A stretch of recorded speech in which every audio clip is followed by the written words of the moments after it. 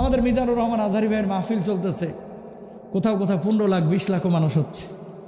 আজকে সাদিকুর রহমান নামের এক জালেম ভণ্ড ঘোষণা দিছে কি জানেন? ঘোষণা দিছে যে মিজান আজহারীর মাথা যদি কেউ আমার আইনে দিতে পারে এর 10 লাখ টাকা দিব। শয়তান মিজান বন্ধু এই কাকে এক কোটি টাকা সুন্দর করে দাবি করতে হবে। এই যে কথা বলতে পারে তাকে আমি ওনার উপরে কষ্ট করে দেব বলা বলতো ইনশাআল্লাহ কষ্ট করে দেব এর মাথা দিয়ে দিতে পারবে তিন টুকরা করে দিতে পারলে কষ্ট করে নাউজুবিল্লাহ বলবেন না? এরা কি মানুষ? মানুষ রূপ ধরি এরা পশুর চাইতে অধম, ঠিক কিনা ভাইরা আমার? শুনেন, মিজান আজহারীর সাথে আপনার মতভেদ থাকতে পারে, আপনি আপনার হুজুরকে ভালোবাসেন, কিন্তু কোনো ইসলামিক স্কলারকে আপনি কি কোনো জঙ্গির ব্যাপারে এই ঘোষণা দিয়েছেন? কই ভারতের হিন্দুর ব্যাপারে দিয়েছেন? ইসকনের জঙ্গির ব্যাপারে আপনি দিয়েছেন? অমুসলিম অনেকেই তো ইসলামের ক্ষতি করলো বাংলার জমিনে, তাদের ব্যাপারে এই ঘোষণা দিয়েছেন। একজন ইসলামিক স্কলারের ব্যাপারে আপনি কথা বলতেছেন। আল্লাহর নামে হলফ করে বলতে পারি আপনার বিবেকে হয়তো বা কুকুরে পেশাব করছে। কথা বলেন ঠিক কিনা?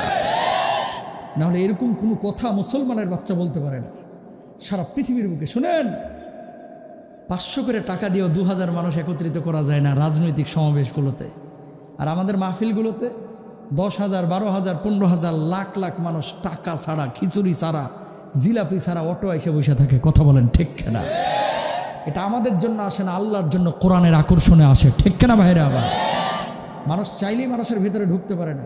আর যাই হোক, মিজানুর রহমান আজহারী ভাই সহ, আল্লামা সাইদি সাহেব সহ, আল্লামা মামুনুল হক সাহেব সহ, যারা ইসলামিক স্কলার বাংলার জমিনের প্রসিদ্ধ, আল্লামা খালিদ সাইফুল্লাহ আইয়ুবী সহ, এই সমস্ত মানুষগুলোর প্রতি আল্লাহর যে মানুষের যে ভালোবাসা, এটা টাকা দিয়ে হয় নাই ভাই, আল্লাহর পক্ষ থেকে ইশারা হয়েছে, বিদায় হয়েছে, ঠিক কিনা? সুতরাং এই ভালোবাসাগুলোকে মূল্যায়ন করতে হবে, গুতাগুতি মারামারি করা যাবে না। যেই ভদ্রলোক এই কথা বলেছে যে মিজানুর রহমান আজহারীর মাথার দাম 10 লাখ, অবিলম্বে গ্রেফতার করতে হবে, না হলে তৌহিদি জনতা এর বিচার করে দিবে, ঠিক কিনা ভাইরা? এরা জালেম, এরা কুলাঙ্গার, এরা দেশের শত্রু, এরা মানবতার শত্রু, ঠিক কিনা? যেখানে জিলাপি আছে ওরা সেখানে আছে, কথা কয় না। দাবি করে আমি আশিকের রাসূল, বিশাল মানের, অথচ সুইডেনের নবীজিকে গালমন্দ করা হয়, হুজুর আন্দোলন করে, এদেরকে কখনো পাবেন না। কথা বুঝতে পেরে? থাপলা চত্বর তৈরি হলে এদেরকে কখনো পাবেন না। আল্লাহর জমিনে আল্লাহর দিন কায়েমের জন্য এদেরকে কখনো পাবেন না। 5ই আগস্ট তৈরি হলে এদেরকে কখনো পাবেন না। এদেরকে পাবেন কখন? জিলাপির স্বার্থ আসলে। কথা কন ঠিক কিনা? সুতরাং প্রিয় ভাইরা, আমরা যেটা করব, আমার বড় পরিচয় হচ্ছে আমি মুসলিম। আমার বড় পরিচয় আমি মুসলিম। সকল মুসলমানকে আমার কলিজার পাশে জায়গা দিতে হবে, ভালোবাসা থাকতে হবে। কোনো হিন্দুর সাথে খারাপ আচরণ করবেন না, কোনো খ্রিস্টানের সাথে খারাপ আচরণ করবেন না। তাকান, নবীজি বসে আছেন, এমন মুহূর্তে একটা খ্রিস্টানের লাশ নিয়ে যাওয়া হচ্ছে, নবীজি বুঝতে পারেন না যে এটা খ্রিস্টানের লাশ, নবীজি দাঁড়ায় গেছে। সুবহানাল্লাহ কন না? সাহাবীরা বলছে, ইয়া রাসূলুল্লাহ আপনি দাঁড়াইলেন কেন? ও তো খ্রিস্টান। আল্লাহর নবী জবাব দিলেন, খ্রিস্টান তাই কি হয়েছে? ও তো মানুষ, আমি এই জন্য ওরে সম্মান দিলাম। আল্লাহু আকবার। একজন খ্রিস্টানকে নবীজি সম্মান দিয়েছে, আর আপনি মুসলমান হয়ে আরেকজন মুসলমানকে এই কথা বলতেছেন। আপনি সবসময় মনে রাখবেন, ওয়াতাসিমু বিহাবলিল্লাহি জামিআন ওয়া লা তাফাররাকু। আজকে মুসলমানরা যদি আমরা একত্রিত হইতে পারতাম, উম্মাতান ওয়াহিদা, এক উম্মা কনসেপ্ট, কোরআন এক, নবী এক, আল্লাহ এক, আদম এক, হাওয়া এক, সুতরাং আমরা সবাই এক, এরকম এক যদি হইতে পারতাম, সারা পৃথিবীর কোনো কাফের বেঈমান মুসলমানদেরকে আঘাত করতে পারতো না, ঠিক কিনা? আজকে মুসলমানরা আমরা গ্রুপিং করে করে, বাংলার জমিনে সব হুজুররা যদি একত্রিত হইতো, হুজুররা ক্ষমতায় চলে আসতে পারতো। কথা বলেন ঠিক কিনা? যে পরিমাণ ইসলামিক দলগুলো আছে, আল্লাহ আমাদেরকে এক হওয়ার তৌফিক দান করুক। আরো জোরে বলেন আমিন। অন্তত আমি চাই যে আপনার এলাকায় কখনো মারামারি, গ্রুপিং, এই হানাহানি করবেন না, ইনশাল্লাহ বলেন। আওয়ামী লীগ করুক, বিএনপি করুক, জাতীয় পার্টি করুক, জামাত করুক, সে মুসলমান, সে আমার কলিজার টুকরা। হাত বুকে বাঁধুক, নাভির নিচে বাঁধুক, নাভির উপরে বাঁধুক, সবগুলো হাদিসের মধ্যে আছে, সুতরাং তাকে বাঁধতে দেন, মারামারি করবেন না। পারবো তো? আল্লাহ ছাড় দেন, ছেড়ে দেন না। কথা বলেন ঠিক কিনা? 2041 পর্যন্ত টার্গেট ছিল যে আমাদেরকে কে নড়াবে, কার ক্ষমতা আছে। হাউন আঙ্কেল, কথা বলেন ঠিক কিনা? আল্লাহ বলতেছে না রে, পারবি না, আমার ইশারা বড় কঠিন, কারে দিয়ে কিভাবে কাজ করে দিব তুই টেরও পাবি না। নমরুদ 400 বছর ক্ষমতায় ছিল, একটা বারের জন্য নিজের খোদা দাবি করে নাই। 400 বছর পরে আশপাশের মানুষগুলো বলতেছে, বাবা 400টা বছর আপনি খাওয়াচ্ছেন পড়াচ্ছেন, আপনি নিজের খোদা দাবি করলেই তো পারেন। নমরুদ বলতেছে, কথা তো মন্দ কাও নাই, আমি তোমাদের খোদা। সবাই মেনে নিল, ইব্রাহিম মানে না। আল্লাহু আকবার বলেন। বাবা সবাই খোদা মানলে একজন তো মানতেছে না, কয়ের নাম কি? কয় ইব্রাহিম। ধরে লয়ে ইব্রাহিম আলাইহিস সালাতু ওয়াস সালামকে নমরুদের সামনে হাজির করা হলো। নমরুদ বলল, কি ইব্রাহিম, কি সমস্যা, আমার উপরে ঈমান কেন তুমি আনতেছ না?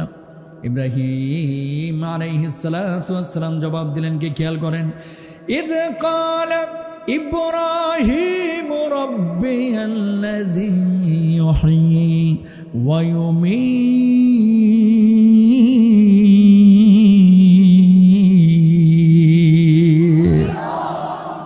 ইব্রাহিম আলাইহিস সালাতু ওয়াস সালাম বললেন, আমার আল্লাহ, আমার রব তো তিনি, যিনি জীবন দান করেন, যিনি মৃত্যু দান করেন। অমনি নমরুদ বলল, কলানা হাই ওয়া উমিত, আমি তো জীবন দান করি, আমি মৃত্যু দান করি। কিভাবে তুমি জীবন দান করে, কিভাবে মৃত্যু দান করে একটু দেখাও না।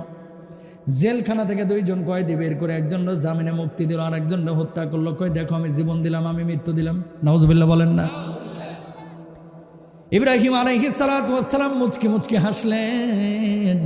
এটা বুঝে জীবন দেওয়া, জেলখানা থেকে বাইর করে একজনের মুক্তি দেওয়া আর একজনের হত্যা করে, এটা কখনো জীবন দেওয়া হইতে পারে? ও নমরুদ,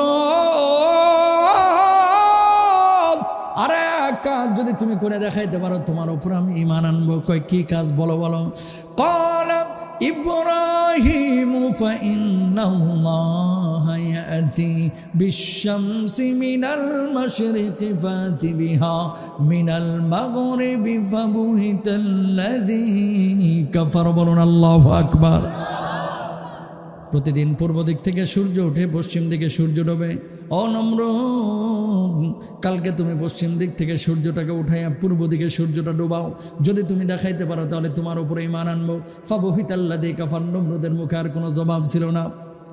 জবাব একটা দিল নমরুদ, ও ইব্রাহিম, ওই সূর্য ওঠানো এই দৃশ্য তোমার দেখাইতে পারবো না। তুমি ঈমান আনলে না আনলে না আনো, সেটা তোমার ব্যাপার।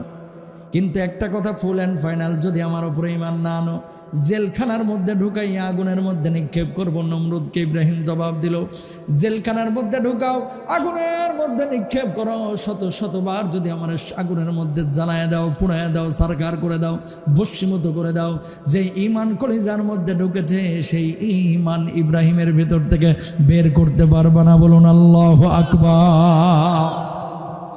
সেই ঈমান আমাদের কলিজায় আছে না নাই? আছে না নাই? কেন বলতেছে এই কথাটা? দেখেন, সারা বাংলাদেশে হাজার হাজার আলেমদের সাথে যখন যুক্তিতে পারে নাই, তর্কে পারে নাই, পলিটিক্সে পারে নাই, সর্বশেষ হাতিয়ার হচ্ছে মিথ্যা মামলা দিয়ে হুজুরে জেলে ঢোকা। কথা কন না কেন? এরকম হয়েছে কি হয় নাই? আল্লাহ ছাড় দিয়েন, ছেড়ে দেন। আজকে সেই হুজুররা দেশের বাইরে, দেশের ভিতরে মাহফিল করতেছে। আমির হামজা, রফিকুল ইসলাম মাদানী, আল্লামা মামুনুল হক সম্মানের সাথে গোটা দুনিয়া বিচরণ করতেছে, আর ওই জেলে দেওয়া চামারগুলো দিল্লি গিয়ে বসে রয়েছে। কথা বলেন ঠিক না? সম্মানের মালিক কে? আরো জোরে বলেন কে?